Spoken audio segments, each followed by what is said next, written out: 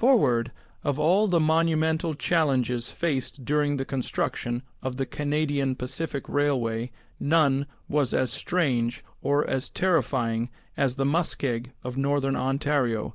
It was an obstacle unlike any other.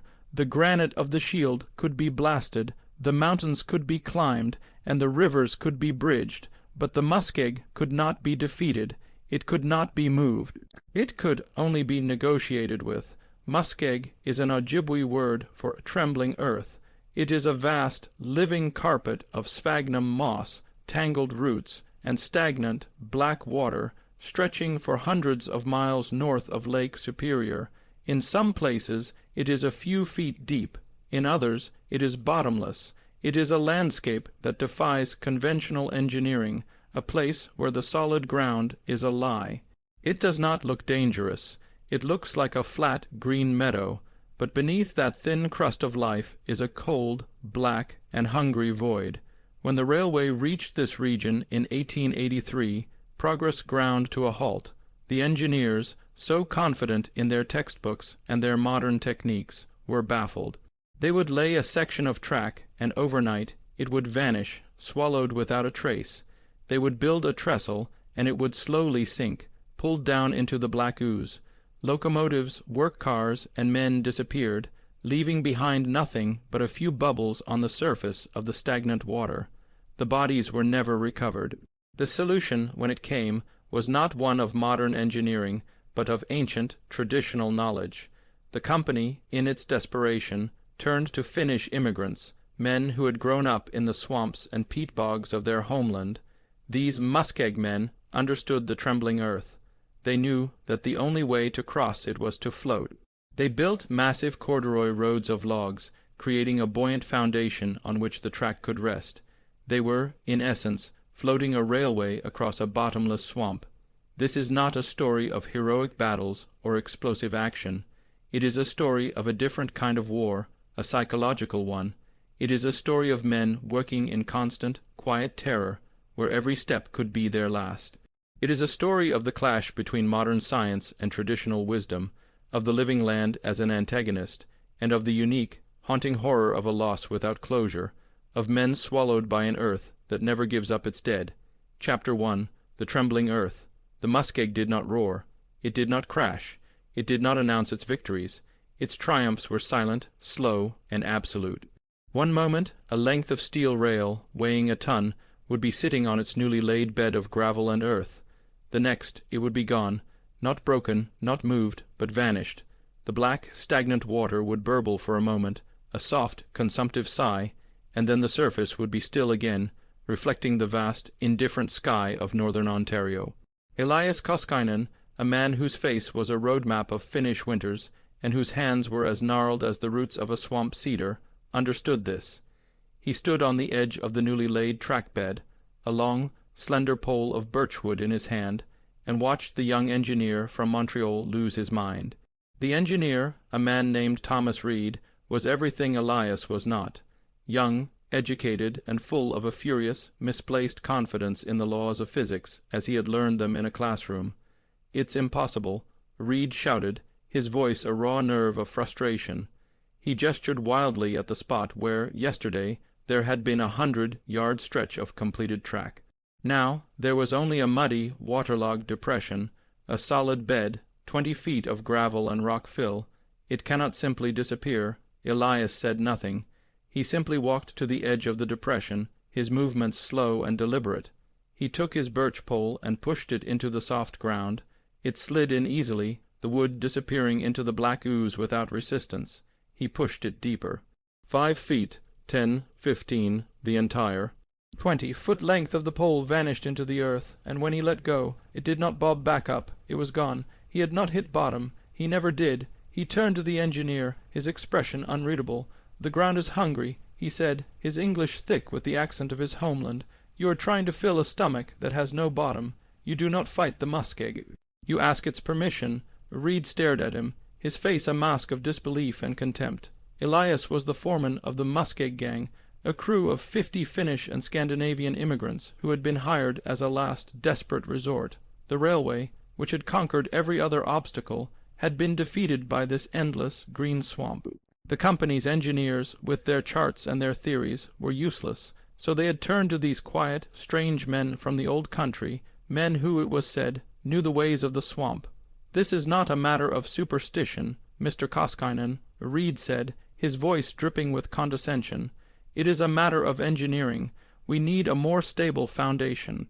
We need to go deeper." Elias almost smiled. "There is no deeper," he said. He looked out over the vast, trembling meadow of moss and stunted trees. "This is not land. It is a blanket of moss and roots, floating on a lake of black water. You cannot build a foundation on water. You must float, like a boat." He led the engineer to where his own men were working. They were not digging. They were building. They were laying down a massive foundation of logs, a corduroy road that was 20 feet wide and 5 feet thick. They were, in essence, building a giant raft on the surface of the swamp. On top of this raft, they would lay the gravel and then the track. The railway would not be built on the land. It would float upon it. "This is your solution?" Reed asked, aghast. "A wooden raft, it will sink. The weight of a single locomotive will plunge it into the bog." "No," Elias said calmly. "It will float. The weight will be spread out. The muskeg will hold it if we do not anger it. We must lay 7 layers of logs, each one perpendicular to the last. We must use the right wood, cedar, tamarack, wood that does not rot. And we must work with the land, not against it." As he spoke, a man came running from the work camp, his face pale with panic. "It's another one," he stammered, "a work car. It was on the siding, not 50 feet from the main camp. It's gone." Reed and Elias ran toward the camp. The siding was a short, temporary track where they stored cars of supplies. The spot where the work car had been was now a pool of black, oily water, the severed ends of the rails pointing into the void like accusing fingers. The car, a 10-ton boxcar filled with iron spikes and tools, had vanished as completely as if it had been erased from the earth. The men of the camp gathered, their faces a mixture of fear and awe. They were used to the dangers of railway work, explosions, rockslides, crashes, but this was different. This was a quiet, creeping horror. It was the terror of an enemy that did not fight, but simply swallowed. Reed stared at the pool of water, his scientific certainty finally cracking. He had seen the calculations. He knew the load, bearing capacity of the ground. He knew what was possible and what was not, and this was not possible. He felt a primal fear, the fear of a man who has discovered that the fundamental laws of his world are a lie. Elias watched him, his old, wise eyes filled with a sad understanding. He had seen this before. He had seen men, confident in their modern knowledge, break against the ancient, patient power of the muskeg. He knew that the real work was not in laying the track, but in surviving the psychological toll of living on a trembling earth, a land that could, at any moment, decide to open its mouth and feed. He placed a hand on the young engineer's shoulder. "Welcome to the muskeg, Mr. Reed," he said, his voice a low rumble. "Your education has just begun." Chapter 2, The Unfound. The work camp was an island of mud and misery in a sea of green. It was a place that smelled of damp wool, boiling cabbage, and a constant, underlying scent of decay that seemed to rise from the ground itself. The men spoke in low tones, their laughter rare and subdued. They moved with a careful, deliberate slowness, as if testing the ground with every step. They had learned that in the muskeg, sudden movements were unwise. The earth did not like to be surprised. In this atmosphere of quiet dread, 2 figures stood apart. The first was an Ojibwe man named Simon, who served as a guide and hunter for the camp. He was a man who moved with a silence that was almost supernatural, his presence a part of the landscape itself. He rarely spoke to the white men, but he and Elias Koskinen shared a silent, mutual respect. They were both men who understood that the land was not a thing to be conquered, but a living entity to be respected. Simon would often be seen at the edge of the camp, leaving small offerings of tobacco and food at the base of a twisted, ancient cedar tree. The other railway workers, mostly rough, practical men from Ireland and Scotland, would mock him, calling it pagan superstition. But Elias and his Finns understood. It was not superstition. It was a conversation. It was an acknowledgment of the spirit of the place, the *Manitou*, that lived in the water and the moss. The other figure was a woman. Her name was Mary, and she was the widow of a surveyor who had vanished 2 months earlier. Her husband, a man named David, had been part of the initial team that had tried to map the swamp. He had gone out one morning to take soundings, and he had never returned. There was no struggle, no cry for help. He was simply gone. His compass was found on the edge of a particularly deep section of bog, but of David there was no trace. Mary had arrived a week later, a ghost in her own right, her face a pale, determined mask of grief. The company had tried to send her back to the East, but she had refused. She would not leave, she said, without her husband's body. She wanted something to bury, a place to mourn. The company, seeing her as a potential liability, had reluctantly allowed her to stay, giving her a small tent and a meager ration. She spent her days in a slow, methodical, and utterly hopeless search. She would walk the perimeter of the swamp where her husband had disappeared, her eyes scanning the ground, the water, the tangled roots. She was a constant, silent reproach to the men, a living embodiment of the unique horror of the muskeg, loss without closure. The other men who had died on the railway, the men killed in explosions or crashes, had graves. Their families had a place to lay their grief, but the men swallowed by the muskeg, the unfound, were denied even that. They were simply erased. Thomas Reed, the young engineer, found himself both haunted and infuriated by her presence. His scientific mind could not process her quest. "It's pointless," he said to Elias one evening, as they watched Mary return from her daily, fruitless search. "The bog is anaerobic. There's no oxygen. The body will be perfectly preserved, but it could be 50 feet down. It will never surface." "She is wasting her life. It is not about finding the body," Elias replied, his gaze on the woman's slumped shoulders. "It is about the ritual. The search is her way of mourning. It is all she has left." He paused, then added, "In my country we have stories of the swamp, stories of men who are taken. They say that if a body is not found, the spirit cannot rest. It is trapped." "It becomes a part of the swamp," another voice in the wind. Reed scoffed. "Folktales, superstition. There are no spirits, Koskainen, only physics, and the physics are simple. The man is gone." But later that night, as Reed lay in his tent, he could not sleep.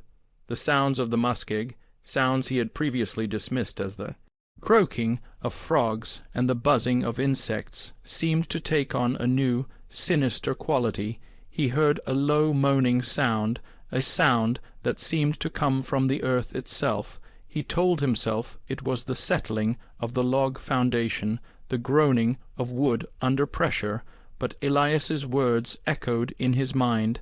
Asterisk, another voice in the wind. Asterisk, he began to understand that the horror of this place was not just physical, but psychological. The constant, quiet threat of the ground giving way, the disappearances without a trace, the lack of closure, it was a combination that worked on the mind, eroding a man's sanity as surely as the bog water eroded the earth. The men were not just fighting a swamp. They were fighting the terror of the unknown, the fear of being erased from existence. The next morning, as the men prepared for their day's work, a cry went up. One of the Finnish workers, a young man named Pekka, was missing from his bunk. His bed had not been slept in. A search was organized. They found his footprints leading away from the camp, toward the area where Mary conducted her daily search. The tracks led to the edge of a deep, black pool of water, and there they stopped. On the surface of the water, a single, pathetic object floated, the man's hat. The men stood in stunned silence. There had been no cry, no struggle. Another man, swallowed whole, another of the unfound. Mary, who had been watching from a distance, walked slowly to the edge of the pool. She looked at the floating hat, then at the faces of the terrified men. Her expression was not one of surprise, but of grim, empathetic understanding. She had a companion in her vigil now, another soul to search for in the endless, hungry green of the swallowing earth. Chapter 3. The Sunken Grade. The disappearance of Pekka sent a fresh wave of terror through the camp. The men grew more withdrawn, their eyes constantly scanning the ground, as if they expected it to liquefy beneath their feet. Work slowed. The confident, boisterous energy of a railway gang was replaced by the hushed, fearful atmosphere of a funeral procession. The company, desperate to maintain its schedule, sent a terse telegram to Reed. "Progress is unsatisfactory. Costs are exceeding projections. Explain delays and provide a solution immediately." The pressure fell squarely on Thomas Reed. He was the engineer, the man of science. He was supposed to have the answers. But his textbooks, his charts, his carefully calculated load-bearing tables, they were all useless in this place where the ground itself was a lie. He was a man drowning in a sea of variables he could not quantify. The immediate problem was a section of the swamp known as the sunken grade. It was a particularly deep and treacherous stretch of muskeg, a place where the green crust was thin, and the black water below was known to be in constant, slow motion. Elias and his muskeg gang had been patiently building their floating log foundation, but Reed, goaded by the telegram from head office, grew impatient. His reputation was on the line. "This is taking too long, Koskinen," Reed said, his voice sharp with anxiety. "We need to speed up the process. We can't afford to lay 7 layers of logs for every foot of track. It's not cost-effective." Elias looked at him, his expression unchanging. "The muskeg does not care about your schedule, Mr. Reed. It has its own time. We lay 7 layers, or the ground will take it. This is the way. I have a new plan," Reed announced, unrolling a set of blueprints. "We will drive piles, long wooden piles, driven deep into the bog until they hit solid ground. They will provide the stable foundation we need. We can build a trestle on top of them. It will be faster, and it will be permanent." Elias looked at the blueprint, then out at the sunken grade. He shook his head slowly. "There is no solid ground, Mr. Reed. You will not find it, and the piles they will anger the muskeg. You are poking it with a stick. It will not like." "That, I am tired of your superstitions," Reed snapped. "We will do it my way. I am the engineer in charge, and I will not have my project dictated by folklore." Against Elias's strenuous objections, Reed ordered the construction of a pile driver. It was a massive, crude machine, a towering wooden frame with 1,000-pound iron weight. The Scottish and Irish workers, eager to try a method that seemed more concrete than the Finns' strange floating road, set to work with a renewed vigor. They drove the first pile, a 60-foot length of tamarack, into the heart of the sunken grade. The iron weight slammed down, and the pile shot into the bog with a sickening liquid sound, but it did not stop. It simply vanished, swallowed whole. They drove a second, then a third. Each one disappeared without a trace. They were not hitting bottom, they were feeding the void. A strange phenomenon began to occur. As they drove the piles into the bog, the ground around them began to move. The surface of the muskeg, which had been flat, started to bulge and ripple. The thin crust of moss and roots began to stretch and tear. The silent, patient swamp was stirring. It was as if they were, as Elias had warned, poking a sleeping beast. That night, the sounds from the swamp were different.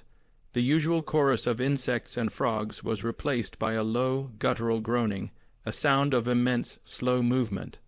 The water in the pools and channels began to rise, and a foul, sulphurous smell filled the air. The men in the camp huddled in their tents, their fear a palpable thing. Reed, refusing to admit defeat, ordered the work to continue at dawn. They moved the pile driver to a new position and began to drive another pile. The moment the iron weight struck, the ground gave way, not just where the pile was being driven, but for 100 yards in every direction. The surface of the muskeg seemed to liquefy, the green crust dissolving into the black water below. The massive pile driver, a machine weighing several tons, tilted, groaned, and then, with a horrifying, sucking sound, began to sink. The men screamed and scrambled for solid ground. The machine, their symbol of industrial might, was consumed by the bog in less than a minute. It was pulled down into the black ooze, leaving behind nothing but a widening pool of dark water and the stench of decay. The muskeg had not just resisted their efforts, it had retaliated. It had taken their machine as a warning. Reed stood on the edge of the newly formed pool, his face ashen. He was not just defeated, he was humiliated. His science, his education, his entire world, you had been swallowed along with his machine. He had not just made a mistake, he had committed an act of hubris, and the ancient, patient power of the land had put him in his place. Elias walked up to him, his expression not of triumph, but of weary resignation. He looked at the wreckage of Reed's plan, then back at the young engineer. "The muskeg has spoken. he said, his voice quiet but firm, "and now we do it my way. We ask its permission. We float." There were no more arguments. The age of engineering had ended. The age of superstition, of tradition, of a fearful, respectful negotiation with the swallowing earth, had begun. Chapter 4. The Floating Road. A profound and unsettling quiet fell over the sunken grade. The catastrophic failure of the pile driver had silenced more than just the machine. It had silenced the arrogant certainty of modern engineering. The Scottish and Irish work gangs, who had once mocked the Finns' slow, ritualistic methods, now watched them with a grudging, fearful respect. Authority in the camp had shifted, not by official decree, but by the undeniable verdict of the swamp itself. Thomas Reed was still the engineer on paper, but Elias Koskinen was the man they all listened to. Work began anew, this time following Elias's method without deviation. The process was painstakingly slow, a delicate negotiation with the trembling earth. Great teams of men and horses felled massive cedar and tamarack trees, skidding the logs to the edge of the bog. There, under the Finns' careful supervision, they began to weave the foundation, a massive raft of wood laid directly onto the quivering moss. The first layer of logs was laid parallel to the proposed track. The second was laid perpendicularly across the first. Then a third parallel again, 7 layers in total, each one meticulously placed, creating a dense, buoyant mat nearly 5 feet thick. Thomas Reed watched from the sidelines, a ghost at his own project. He did not interfere. He spent his days observing, his notebook filling with sketches and observations that defied the principles in his textbooks. He was a student again, and his teachers were the silent Finn, the Ojibwe guide, and the swamp itself. He noted how the log foundation did not resist the muskeg, but yielded to it, settling into the moss and displacing the black water. It did not conquer the ground, it rode upon it. But the absence of mechanical disaster did not bring peace. The psychological toll of the muskeg deepened. The silence was worse than the noise.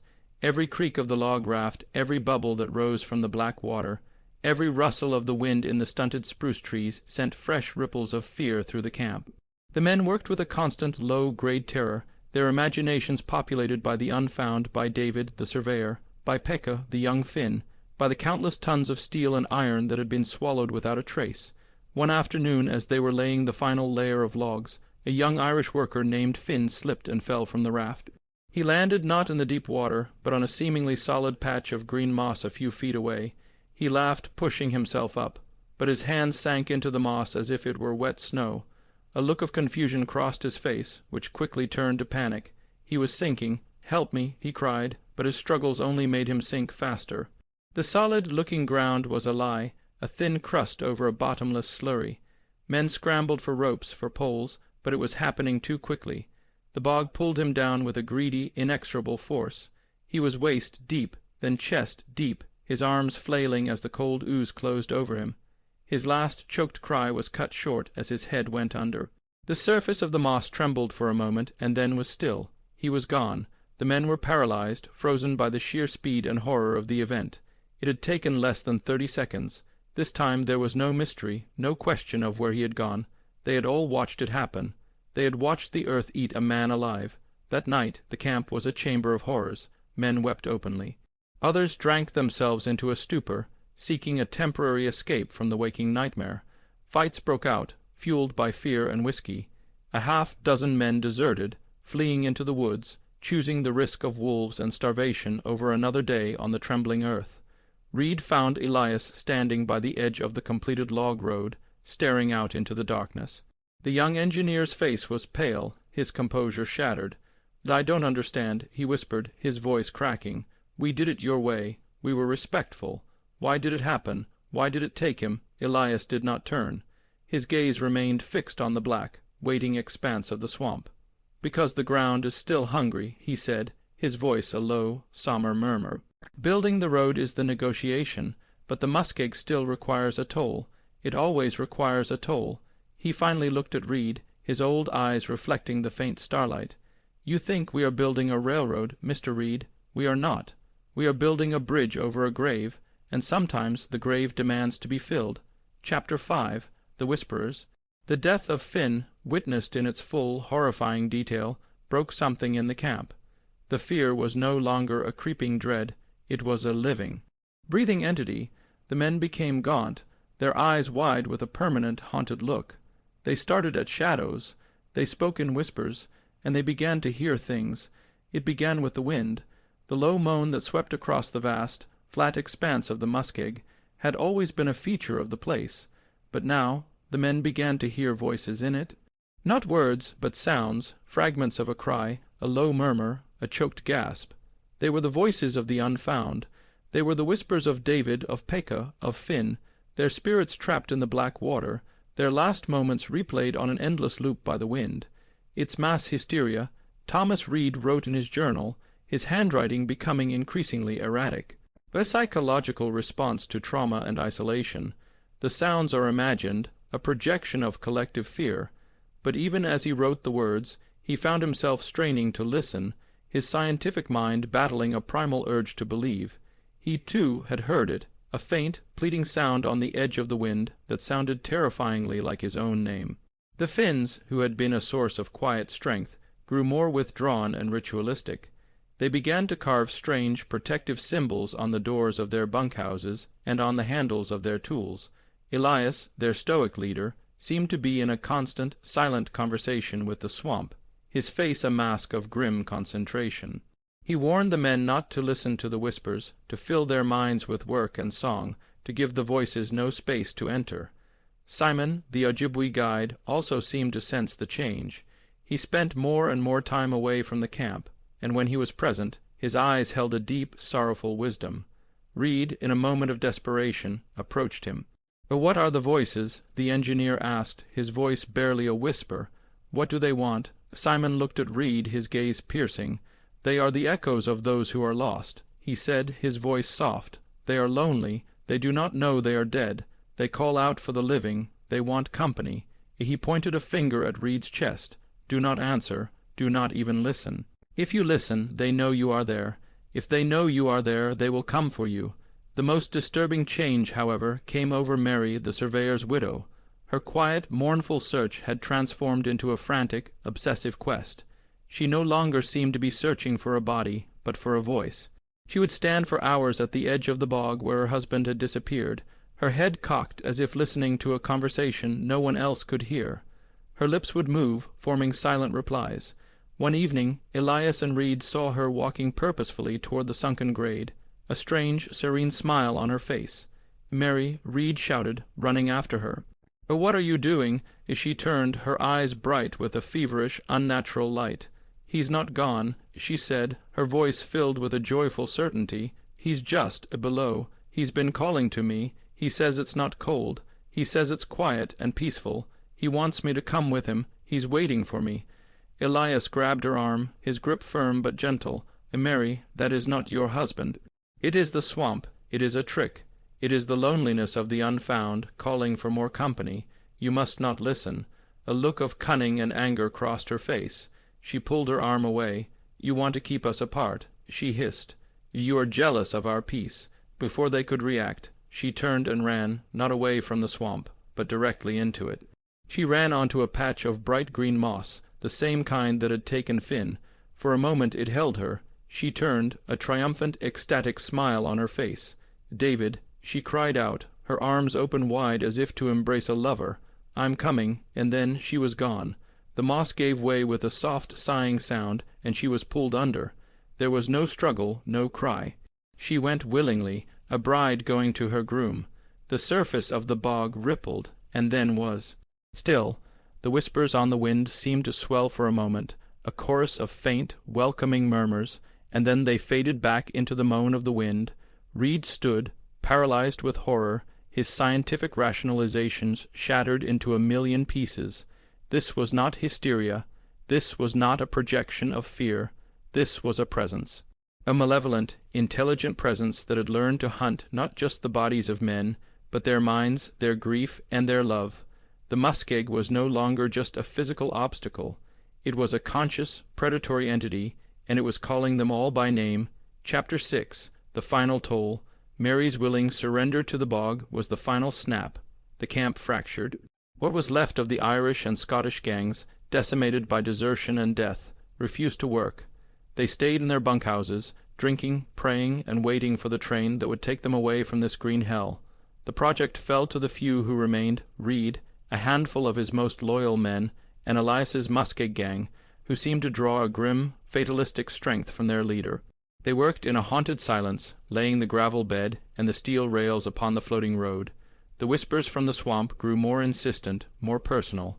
Men would drop their tools and stare out into the green expanse, their faces slack, a distant look in their eyes, as if answering a call only they could hear. Elias and Simon moved among them like shepherds, calling them back from the brink, their presence a constant, grounding force against the encroaching madness. They were less than 100 yards from connecting with the track on the far side of the sunken grade when the land gave its final, terrible push. It began with a tremor, a deep, resonant shudder that ran through the floating road. The log foundation groaned, the sound of a great beast in pain. The black water at the edges of the raft began to bubble and churn, releasing a foul, ancient stench of decay. The whispers rose to a deafening chorus, a cacophony of pleading, angry, and seductive voices. The floating road, their one great victory against the muskeg, began to sink. Not quickly, like the pile driver, but with a slow, deliberate certainty. The section closest to the center of the bog, the very heart of the sunken grade, was being pulled down. The railway, the symbol of their struggle and their sacrifice, was being claimed. The men cried out in despair, their spirits finally broken. All the death, all the fear, all the madness, it had all been for nothing. Reed stood on the sinking track, his face a mask of utter defeat. He had followed the old ways, he had respected the land, and still it was not enough. It was then that Elias Koskinen walked to the center of the sinking track. He stood over the deepest part of the bog, the place where the pull was strongest. He looked not at the terrified men or the failing railway, but out at the vast, hungry wilderness. He seemed to be listening, his head cocked, his expression one of intense negotiation. "Elias, what are you doing?" Reed yelled, his voice thin with panic. "Get off the track." Elias turned, and for the first time Reed saw a faint, sad smile on the old Finn's face. "The muskeg is a living thing, Mr. Reed," he said, his voice calm amidst the rising chaos. "It gives, but it also takes. It has been fed, but it has not been satisfied. The road is an intrusion, a wound. For it to remain, a price must be paid, a final toll." Simon, the Ojibwe guide, stood on the solid ground at the edge of the swamp, his face etched with a profound, sorrowful understanding. He raised a hand, not in farewell, but in a gesture of solemn respect. He knew what was about to happen. It was the old way, a balancing of the scales. "The road is not just wood and steel," Elias continued, his voice taking on a strange, resonant power. "It is the lives of the men who built it, the unfound. Their spirits are in this land now, but it is not enough. The land requires a guardian, a caretaker, someone to stay behind and keep the balance." Before Reed could process the words, before he could move, Elias took a single, deliberate step off the floating road. He did not fall into the water. He stepped onto a patch of vivid green moss, a place that looked solid, inviting. He stood there for a moment, a tall, gnarled figure, a man who was more a part of this landscape than the railway would ever be.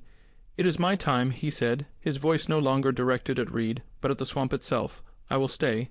Let the iron road pass." And then, with a quiet dignity, he allowed the muskeg to take him. He did not struggle. He did not cry out. He simply sank, his eyes open, his expression one of acceptance. He was not taken. He was given, a willing sacrifice, a final, binding negotiation. The moment his head disappeared beneath the green surface, the world fell silent. The whispers ceased. The churning of the water stopped. The groaning of the log foundation eased. And then, slowly, miraculously, the sinking track began to rise. It returned to its proper level, settling into a new, stable equilibrium. The tremor was gone. The muskeg was calm. The toll had been paid. The remaining men, stunned into silence, laid the final 100 yards of track. The railway was complete. A few days later, the first locomotive crossed the sunken grade.